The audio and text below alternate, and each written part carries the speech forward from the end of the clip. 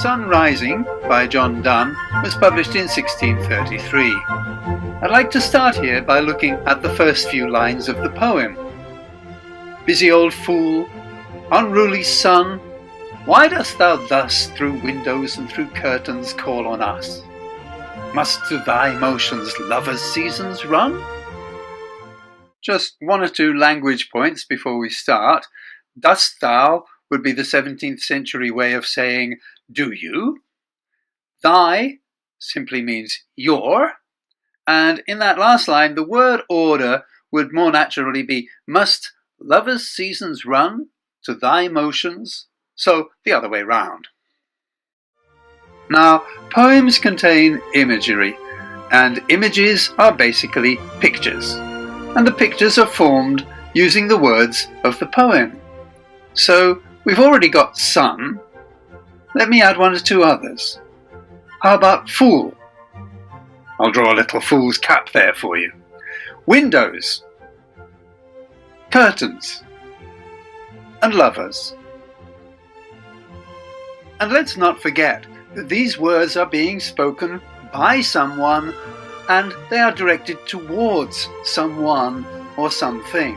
Who or what is being spoken to, and who is speaking? These are the building blocks of a picture that we might create in our minds. An image of these first few lines.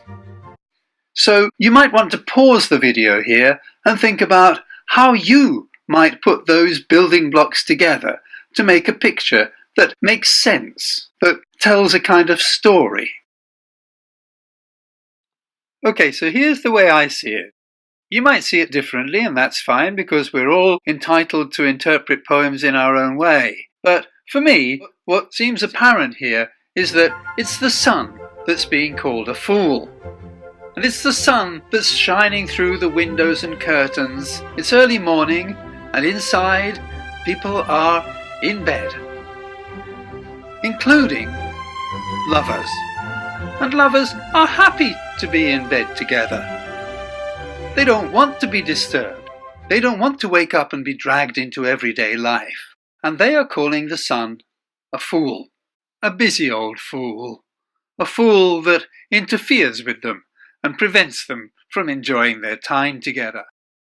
Okay, so far so good. The other thing I'd like to say about these opening lines is that I get a feeling that John Donne has a really good sense of fun. Perhaps that's not what, at first, I might have been expecting from poetry that was written hundreds of years ago. I might be thinking, oh, it'll be very dry, it'll be very serious. But this man, he makes me smile. There he is, in bed with his lover, and he's telling the sun, look, we're having a really good time here. Couldn't you just go away and leave us alone? And I can feel very close to him. I can feel a warm understanding and feel exactly how he feels. So let's move on and look at the next few lines of the poem. Saucy, pedantic wretch, go chide late schoolboys and sour prentices. Go tell court huntsmen that the king will ride. Call country ants to harvest offices. Love, all alike, no season knows nor clime, nor hours, days, months, which are the rags of time. From a language point of view, there's not much to be said, except perhaps to note that prentices means apprentices, and clime means climate. Once again, the poet insults the sun, this time calling it a saucy, pedantic wretch, and then he goes on to give a list of items: late schoolboys, sour prentices, court huntsmen, and country ants. Now, very often when we have a list like this, if we can just understand one item on the list, then we're probably going to be able to figure out what the overall meaning of the list is. In this case, I would pick out late schoolboys. It's easy to think, well, of course, they need to be woken up. And then we realize that sour apprentices, court huntsmen, country ants, they're the same. They might need to be woken up By contrast, the lovers are happy to be left alone. And in those final two lines, we get what very often happens in poetry, a basic opposition, in this case, between love and time. Time is the enemy of love. Love wants to be left alone and doesn't want to have to think about time.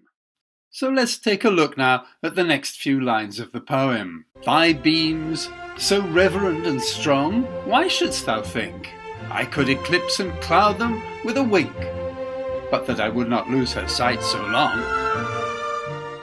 Regarding the language, shouldst thou means should you, and in those opening two lines the word order is inverted and it's grammatically elliptical, so it would be more natural to read it as why shouldst thou think that thy beams, your beams, are so reverend and strong? Once again, I get a sense of the poet's playfulness. The sun's shining through his window, and he could do what many of us do when we don't want to get up in the morning. He could just close his eyes and forget about it. But he won't, because if he does, he won't be able to see his lover. So, let's move on. If her eyes have not blinded thine, look, and tomorrow late tell me whether both the Indias of spice and mine be where thou left'st them, or lie here with me. Ask for those kings whom thou saw'st yesterday, and thou shalt hear, all here in one bed lay. Just a couple of quick language points. Be where thou left'st them means are where you left them, and thou shalt is you shall or you will. So far, the poet has been thinking of the sun as something that shines through his window. Now he's looking at it as an object in space, something that goes around the world. Of course, in those days they knew that it was the earth that goes around the sun, not the sun that goes around the earth, but it suits his purpose here to think of it as the sun on its journey around the world. And he asks the sun if everything is still as it was, if the East Indies, the India of spice, and the West Indies, the India, as they called it then, of gold and gold mines, whether they are still in their original place, or whether they are all in bed with John Donne, together with all the kings of the world. Because he is in love, and so all the treasures of the world are in his bed, and he is the king of all those treasures, so he is like all the kings in the world rolled up into one. Notice how all the way through here the poet is contrasting the macrocosm and the microcosm, the big and the small, the sun, so huge and mighty, and yet with a wink I can close my eyes and make the sun go away. The sun that shines through my window, and the sun as an object in space that travels around the world. The world as the planet that we live on, and the world as our little world of love. Okay, so let's move on to the last stanza. She is all states, and all princes I. Nothing else is. Princes do but play us. Compared to this, all honours mimic, all wealth alchemy. Okay, several language points here. Firstly, she is all states, and all princes I. She is all countries, and I am the prince of all those countries. I am all princes. Princes do but play us. Princes are just acting us. We are the real thing. Princes are just pretending to be what we really are. All honours mimic, all honours just a copy. And all wealth is alchemy. In this context, alchemy means fake. Basically here, the poet just continues with the idea that he developed in the previous stanza, that all the real riches of the world are in bed with him. So let's move on to the last stanza.